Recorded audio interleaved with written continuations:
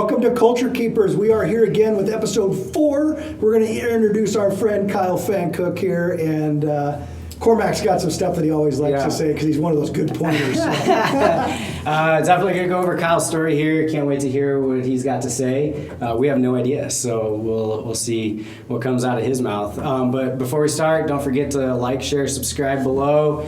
Appreciate you guys that have been following us. Tell everyone. So yeah, this has been fun. This is a good collaboration of a couple of years, and Kyhl has no idea what's in store for him today. So he's got that. The little wheels are turning in there. So organic as it gets. Big time. Yeah, love it. Yeah. So I think we should probably start off with just what does culture mean to you? Obviously, we're talking Culture Keepers, KUHL. But anyways, what does culture mean to you? And just tell us a little bit about that. Well, to me, culture would be a environment that you are living in, working in, just doing life in, that is positive and allows you to grow, supports what you want to do in your life, whether it's professional or personal, and allowing you to be authentic. Ooh. And not somebody you don't want to be. Yeah. Nice. So, well, one of the other questions too I have is just because I think I've heard a little bit of the story, but I don't know a lot. But what brought you to Mark? Oh, wow.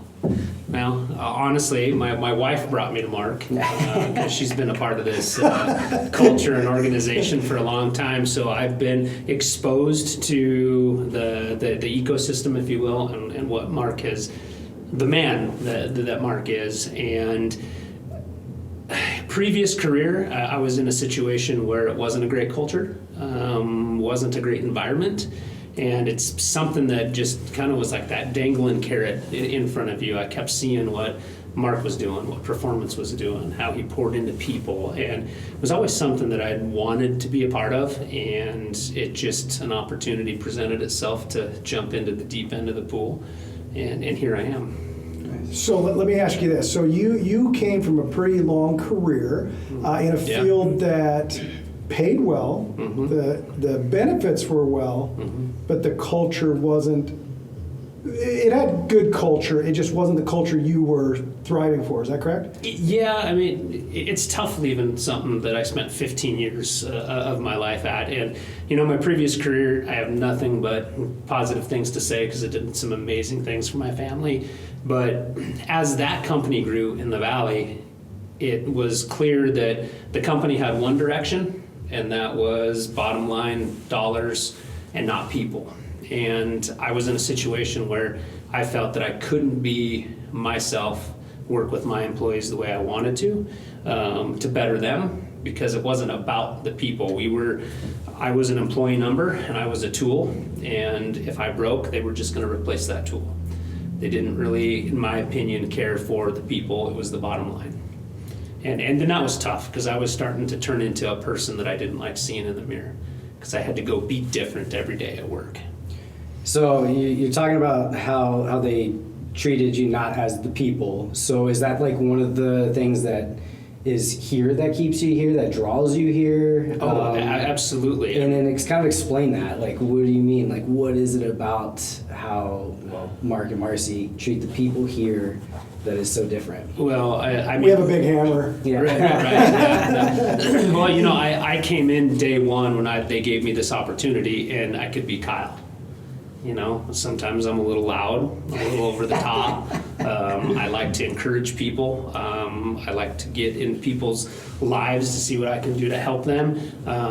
That's what really drew me, and that's what keeps me here, because that's celebrated. I have bad days, everybody does, but not allowing people to stay down is another huge draw here. I didn't have that opportunity to pour into people because that wasn't the job. The job was get in, go do your job for the day, make sure nobody screws up, and we don't care what's going on in their life. It's just they have to do their job. Here, I want to know what's going on with you guys so that I can help, be beneficial, help everybody move forward.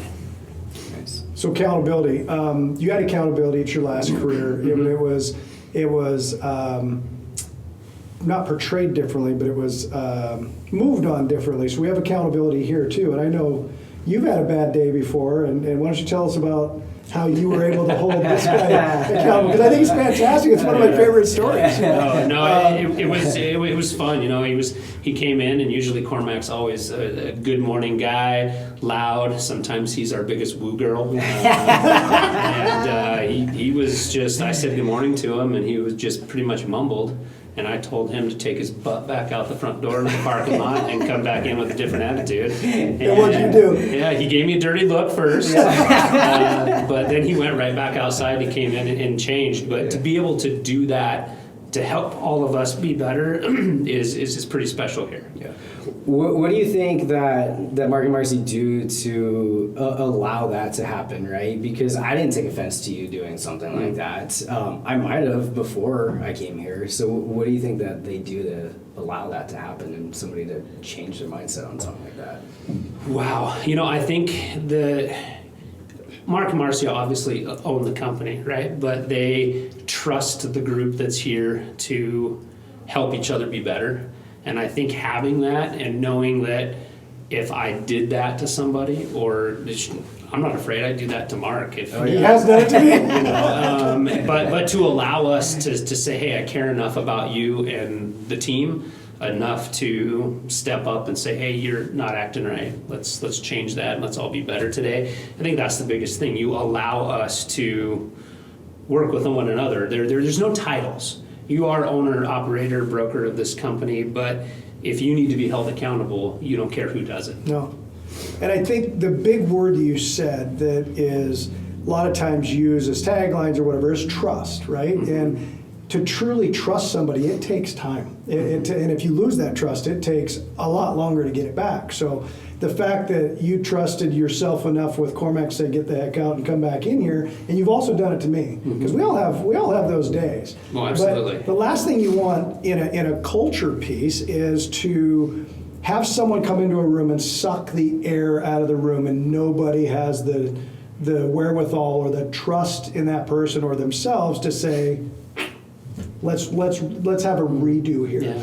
And one of the things that comes with that is one of my coaches has said there's a question you can ask when people are being disruptive or destructive, and that question is very simple. Do you realize you're being disruptive or destructive to the team right now? Because we all have our moments, we all have those internal yucks that are going on, and sometimes we're focused on ourselves and we're not seeing what that's doing, that room sucker. Absolutely. Right? And so the fact to allow each other the trust to say, shake your butt outside and come back in. And when you came back in, what'd you do? I smiled and I said good morning. You didn't say it like that. You did it in your normal Cormac fashion, which was a lot more a little more action, maybe some curse words in there, but it was woo. Yeah, it was good stuff. Good fucking morning, I think is what I said. So yeah. There it is, the first F-bomb dropped on culture fever. Well, you know, and for me, my previous career, it was the beatings will continue until morale changes. Mm-hmm. And that was the culture from pretty much the inception of the company till now, because that's how they operated. Right. And I truly believe if that organization knew some of the stuff that we know, that I've been exposed to since being in your world, they'd be a completely different company. And I didn't like that. I like to come in and enjoy what I do. I mean, I honestly feel like this is more of a family than it is a workplace. Because we spend so much time together, do life outside of, I mean, we're in real estate, but we're in life and making everybody better on so many different levels. And so that's what's special about here is that trust that you and Marcy give us to take part in the company and be able to make decisions, even when it comes to you two. You know, Marcy has her stompy feet. Yeah, she does. Yeah. You'll hear about stompy feet. Yeah, and when she has stompy feet, we got to say, hey, what is going on? You know? And she loves that. She does, because then it allows her to get whatever's going on off her chest, and then she's better for the day. Yeah, we all need that, right? Well, one of the things that attracted myself to you and Nicole, for that matter, is your ability to want to change culture without knowing it wherever you were. So at your previous job, you did a lot of cool things that none of the other supervisors did. You complimented people when others didn't. You did things to change the culture, and it worked within your little your sphere there, my if you will, group, in your group. I think in 15 years is a long time to do that and for it to not grow. I think if we were to take some of what we're learning here and maybe grow that a little bit in organizations like that, we could have that grow and make it a little bit better. Oh, And absolutely. that's what we're trying to do here. Is it doesn't matter where you're working, what you're doing, you could create it. So your job was tolerable because you created this little culture of sphere, and now you're in a culture where everybody wants to be that way, and it's just it's home. Yeah, and it's comfortable. I mean, you enjoy going to work every day. Absolutely. So shifting gears a little bit, the culture here, you talked about personal. How has it affected you in your personal life? Oh, wow. I mean, just time with family, freedom to do things for myself and not feel guilty about it. My previous career, it was 6:30 in the morning until, whenever. There was really no end time. There wasn't a lot of time for Kyhl to do things for Kyhl. And that's important because when we don't take care of ourselves and we're just taking care of other responsibilities, that starts to take its toll. There's got to be some sort of element of self-care, whether it's exercise or some people like to take a nap in the afternoon. I can't stand that, but to be able to go out and go for a walk or do something to have some separation so you can be your best self is huge. So I think professional life wise, allowing me to do that, and then changing my family dynamic. I mean, I got into this world and started to take my daughter to school every day and having that time, because from when she started school until 5th grade, I didn't see her in the mornings because I was gone before she was awake. Usually she was home and just getting ready for bed by the time I was getting home from the previous career. So being able to be involved with my daughter and having this new relationship with her, that's been the hugest thing for me personally and professionally, because now I'm not stressed out about other things and I can be focused on work versus what I'm missing out on. And that's huge. And family work life is massive, and we've always said your family comes first here. And it's not that is not a tagline. It does. And something goes on with the family, you just tell us later, hey, here's what's going on. Yes, the answer is always yes. Tell me a little bit about, growing up, a lot of us never talked finances. We didn't talk family life. We, husband, wife have their duties. This is what we do. We work till we die. Whatever that was. And you're like, a lot of people do, right? 55% of the American public will, or not 55, sorry, 35% of the American public will work until they die. Some of those are working till they die because they want to work till they die, and that's got to be me. I don't want to stop working, right? But no matter what that is. But your upbringing, tell me a little bit about your upbringing. Did you guys talk money? Did you talk marital help? Did you talk family help? Did you talk how to raise children? How was that part of how you were raised up, and what has changed since you've been here on that realm? Oh, no, it's interesting. Money wasn't something that my family talked very much about. Now, I grew up in a family of entrepreneurs. My grandparents ran businesses. I always worked for them, understood what hard work and work ethic and taking care of business was, but money, how to handle it, what to do with it, was something that was never really taught. And or maybe it was and I didn't pay attention to it, right? Hard to really go back that far and understand where that was dropped. But Nicole and I obviously both had extremely good jobs as young adults. And there's a big difference I learned after we got ourselves in trouble, that there's a difference between affording an item and affording a payment. And we got ourselves into some trouble. We always paid our bills, but we had a lot of debt. And interacting with you in this ecosystem, and it was probably one of the hardest things for my ego that I've ever had to do was sit in your kitchen with a whiteboard with all my mess ups, and knowing that, to me it was embarrassing, right? But when we were unpacking it, there was zero judgment from you. It was like, oh, big deal, okay, we just fix all this stuff. So that was one of the biggest bright spots for me, was you saying, hey, we can fix this, it's not a big deal, and then kind of going down the road and showing me the ways to handle money, invest the money, and be better with it. So definitely something that I don't really remember growing up was taught. Yeah, me either. And I don't know about you, Cormac, but that's something that it was kind of taboo, and it still is in a lot of places. And why? Yeah. Money makes the world go round. I mean, I don't want to base everything on money, but it literally makes the world go round. And when you don't have enough of it and you're stressed out, that causes problems in everything. Mm-hmm. So it's one of the things as our culture is to say, let's talk about this. Let's be open about Absolutely. this. Let's make sure we're going down the right path. And one of my goals for this company is to create everyone, including our admin, to be a millionaire. And what does that mean? Define that. It's not making $1 million a year.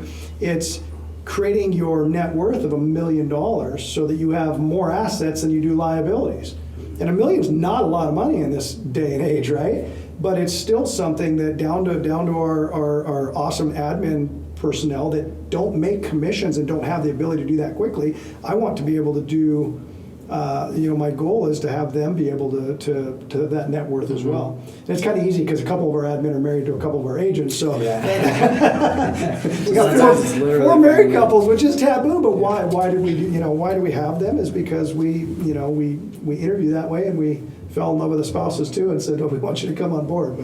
And it's worked well, served us well. But Yeah, I mean, I'd say in pretty much every one of our one-on-ones, we talk about finances. Like you said, it doesn't alleviate everything, but it definitely alleviates a lot of stress in your life when you have a plan and you got somebody in your corner that's fighting with you to understand, Absolutely. to move you forward.